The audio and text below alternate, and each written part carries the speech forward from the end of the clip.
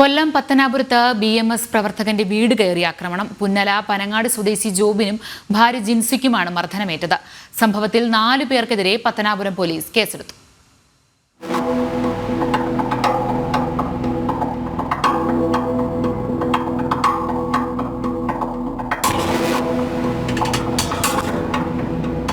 ബുധനാഴ്ച പുലർച്ചെ 12 മണിയോടെയാണ് ആക്രമണമുണ്ടായത്. കോറികളിൽ നിന്ന് പാറ വാങ്ങി ടിപ്പറിൽ കൊണ്ട് മറ്റ് സൈറ്റുകളിൽ എത്തിക്കുന്നതാണ് ജോബിന്റെ ജോലി. BMS പ്രവർത്തകൻ കൂടിയാണ് പരിക്കേറ്റ ജോബിൻ.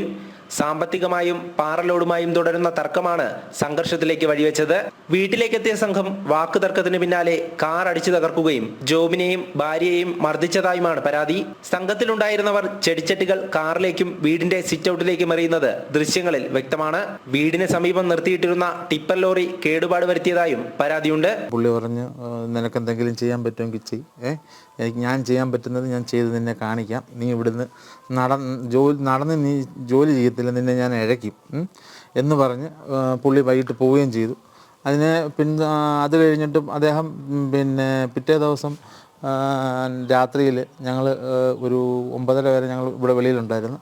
അത് കഴിഞ്ഞ് ഞങ്ങൾ കിടന്ന് ഒരു 11:30 കഴിഞ്ഞതിന് ശേഷം കുറേ അറിയാവുന്ന 2 പേര് വന്നു. അപ്പം അവരെ കണ്ടുകൊണ്ട് ഞാൻ വാതിൽ തുറന്ന് പുറത്തിറങ്ങുകയും ഇവർ വന്ന് സംസാരിക്കുകയും അതിൻ്റെ പിന്നിൽ റോഡിൽ നിന്നും ഡോറ് തുറന്നപ്പോൾ ഓടി പെരയ്ക്കകത്തോട്ട് കയറി വന്നിട്ട് എന്നെ അടിക്കാൻ ശ്രമിക്കുകയും എൻ്റെ കാർ പോർച്ചിൽ ഇരുന്ന വണ്ടികളും എൻ്റെ ബൈക്ക്, എൻ്റെ കാറ്, ഇവിടുന്ന് കണ്ടവാന ചെടികൾ ഇതെല്ലാം വലിച്ചെറിയുകയും എൻ്റെ കാറിൻ്റെ ഗ്ലാസ് അടിച്ചു പൊട്ടിക്കുകയും ഒക്കെ ചെയ്തു. അതിനെ ചൊല്ലി അങ്ങോട്ടും ഇങ്ങോട്ടും ഒന്നും തള്ളും സംസാരമായി. വീട്ടുകാരുടെ പരാതിയിൽ പത്തനാപുരം പോലീസ് കേസെടുത്തു.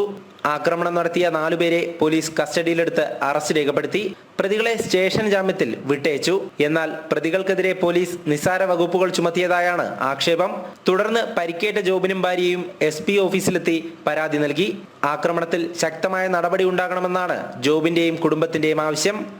ജനം, കൊല്ലം.